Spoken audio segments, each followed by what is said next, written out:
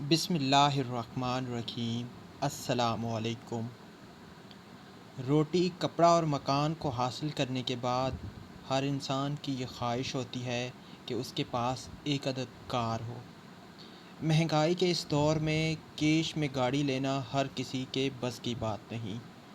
پھر انسان کے ذہن میں یہ خیال آتا ہے کہ وہ گاڑی بینک سے قسطوں پر لے، مگر وہ تجسس میں ہوتا ہے کہ کیا بینک اسے قسطوں پر گاڑی دے گی؟ گاڑی لینے کے لیے کیا کیا ریکوائرمنٹ ہوں گی؟ ایڈوانس کتنا ہوگا؟ گاڑی دینے کے لیے کیا پروسیجر ہوگا؟ آج کی اس ویڈیو میں ہم کوشش کریں گے کہ آپ کے ان تمام سوالوں کے جواب دیں۔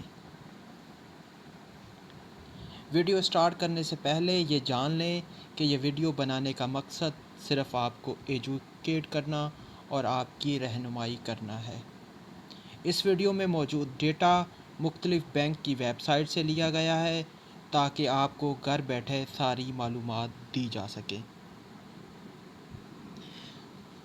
سب سے پہلا سوال ہمارے ذہن میں آتا ہے کہ who can apply for auto finance? گاڑی کون لے سکتا ہے؟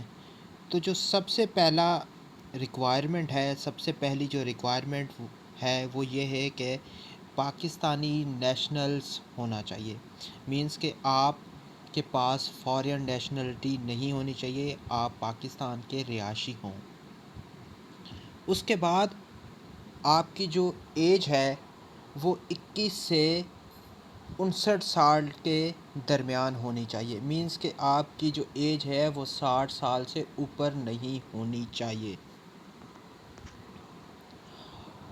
اس کے بعد آپ کسی بھی بینک کے اکاؤنٹ ہولڈر ہوں۔ مینس کہ آپ کا کسی بھی بینک میں اکاؤنٹ ہونا ضروری ہے۔ مثال کے طور پر اگر آپ الحبیب بینک سے قسطوں پر گاڑی لینا چاہتے ہیں تو ضروری نہیں ہے کہ آپ کا بینک الحبیب میں اکاؤنٹ ہو۔ اگر آپ کا UBL بینک میں اکاؤنٹ ہے تو آپ بینک الحبیب سے گاڑی کے لیے اپلائی کر سکتے ہیں۔ اس کے بعد آپ کا سورس آف انکم ہونا چاہیے۔ مینس کہ آپ جب بینک سے گاڑی لیں گے اور گاڑی کی جو آپ قسطیں پے کریں گے، انسٹالمنٹ آپ دیں گے، وہ انسٹالمنٹ دینے کے لیے آپ کچھ کرتے تو ہوں۔ بینک ایسے تو آپ کو گاڑی نہیں دے گا نا۔ کل آپ گاڑی لے کر پھر کہیں گے ہمارے پاس تو پیسے ہی نہیں ہیں، ہم کیسے گاڑی دیں کہ انسٹالمنٹ دیں؟ تو اس لیے ضروری ہے کہ یا تو آپ سیلریڈ پرسن ہوں، ٹھیک ہے، اور آپ کی جو سیلری ہے وہ 40,000 یا اس سے زیادہ ہونی چاہیے آج کے دور میں، کیونکہ گاڑیوں کی جو قیمتیں ہیں وہ آسمان کو چھو رہی ہیں۔ اس لیے کم سے کم جو آپ کی سیلری ہے وہ 40,000 یا اس سے زیادہ ہونی چاہیے۔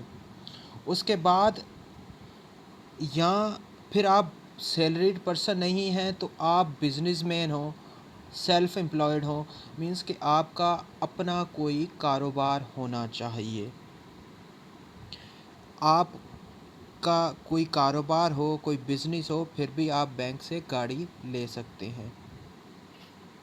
اس کے بعد یا پھر آپ کا انکم کا کوئی اور سورس ہو، جیسے ریمیٹنس کے، جیسے آپ کا بیٹا باہر ہے، آپ کا بھائی باہر ہے، وہ آپ کو ہر منتھ پیسے بھیجتا ہے اور آپ کے بینک میں پیسے آتے ہیں جس کا ثبوت ہو، یا آپ نے کوئی اپنی پلاٹ، اپنی کوئی دکان رینٹ پہ دی ہو، یا آپ ریٹائر ہوں، 40 سال کی عمر میں آپ ریٹائر ہو گئے اور آپ کی اچھی خاصی پینشن آتی ہو، یا آپ کا کسی بینک میں اکاؤنٹ ہو اور وہ سیٹسفیکٹری اس کا ٹرن اوور ہو، اس کا ٹرن اوور جو سیٹسفیکٹری ہو، تو آپ بینک سے گاڑی لینے کے لیے اہل ہوں گے۔ اس کے بعد کے ڈاکومنٹس کیا ریکوائرڈ ہوں گے؟ ہم اہل تو ہو گئے، اب ہمیں ڈاکومنٹس کیا چاہیے ہوں گے؟ تو سیلریڈ پرسن کے لیے، جو بندے جاب کرتے ہیں کہیں پر، وہ ان کے 2 ریسنٹ پاسپورٹ سائز فوٹوگراف چاہیے ہوں گے، اور ان کے کارڈ کی جو کاپی چاہیے ہوگی، جو CNIC کارڈ ہے یا SNIC ہے، اس کی کارڈ کی کاپی چاہیے ہوگی، اور اوریجنل بھی آپ کو بینک لے کے جانا پڑے گا۔ اس کے بعد ثبوت ہو کہ آپ کسی بھی کمپنی میں پرماننٹ یعنی کہ ریگولر امپلائی ہیں، ٹھیک ہے نا۔ اس صورت میں آپ کو 1 سال کا ورکنگ ایکسپیرینس شو کرنا ہوگا۔ ورکنگ ایکسپیرینس سے مراد ہے کہ یہ آپ کو بتانا ہوگا کہ آپ 1 سال یا اس سے زیادہ مدت تک کسی بھی کمپنی میں، کسی بھی آرگنائزیشن میں، کسی بھی ڈپارٹمنٹ میں پرماننٹ اور ریگولر امپلائی ہیں۔ اس کے بعد اگر آپ پرماننٹ امپلائی نہیں ہیں، کانٹریکچول امپلائی ہیں، تو پھر آپ کو 2 سال کا ورکنگ ایکسپیرینس چاہیے ہوگا۔ ورکنگ ایکسپیرینس میں آپ کی مطلب آپ کو آفر آرڈر یا سیلری سلپ جو ہے وہ بھی چل جائے گی۔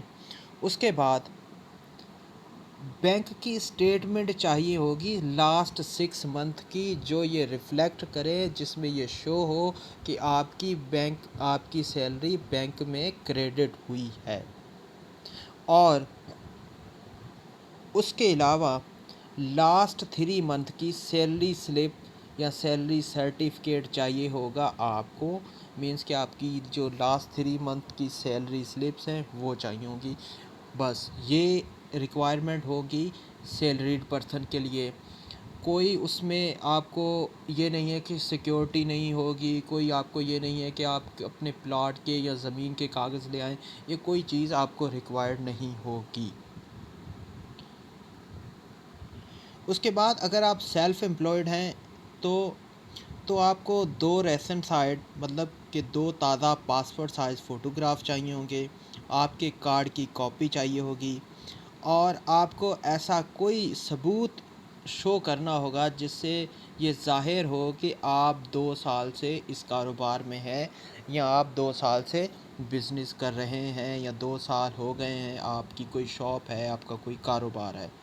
اس میں آپ اپنا جو کمپنی کا لیٹر پیڈ ہے، اس میں جو آپ مختلف قسم کی اپنی جو آپ کی فائلر ہیں، تو آپ کی جو 2 سال کی لاسٹ اسٹیٹمنٹ ہیں وہ بھی کسی بھی قسم کا ثبوت آپ کو شو کرنا ہے جس میں آپ کو یہ بتانا ہے کہ آپ کا جو کاروبار ہے وہ 2 سال سے پرانا ہے۔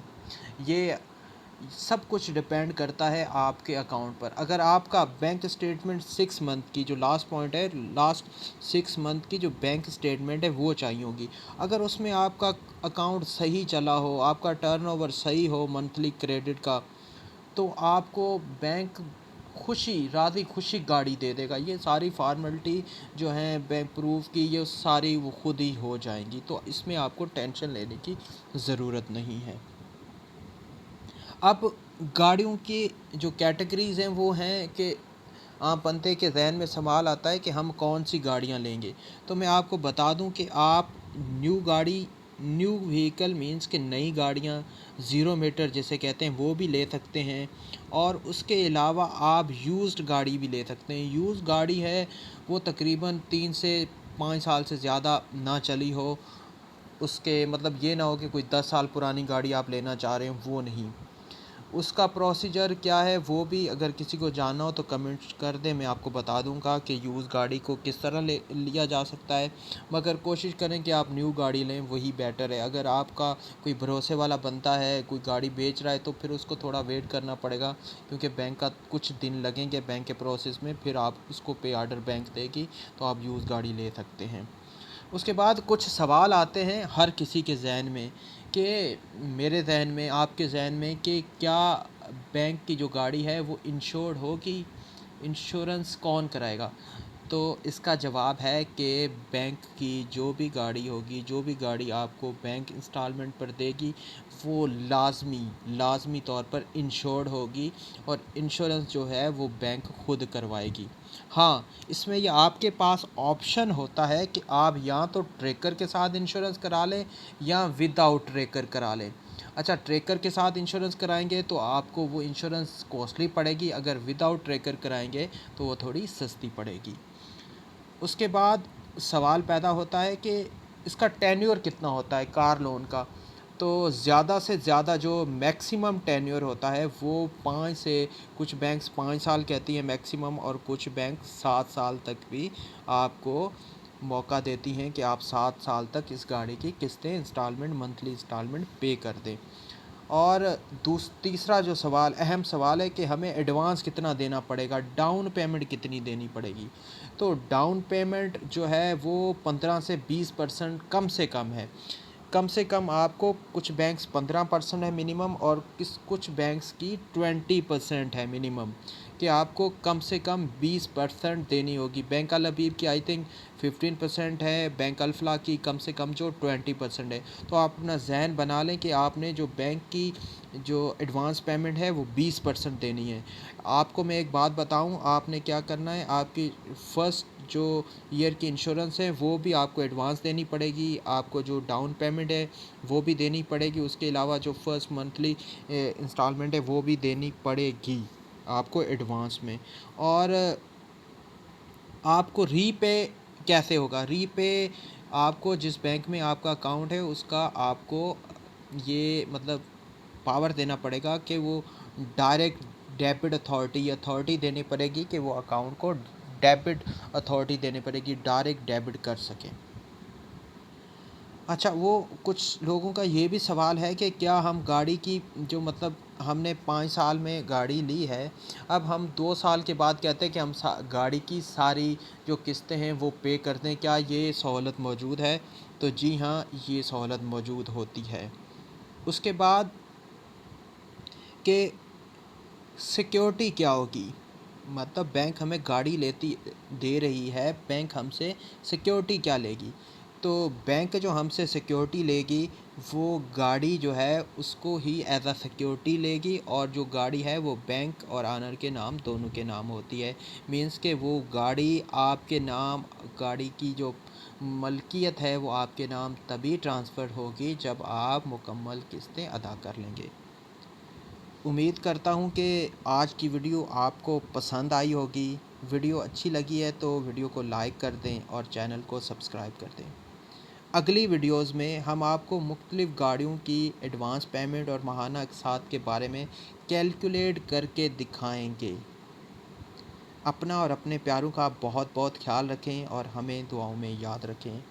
اللہ حافظ۔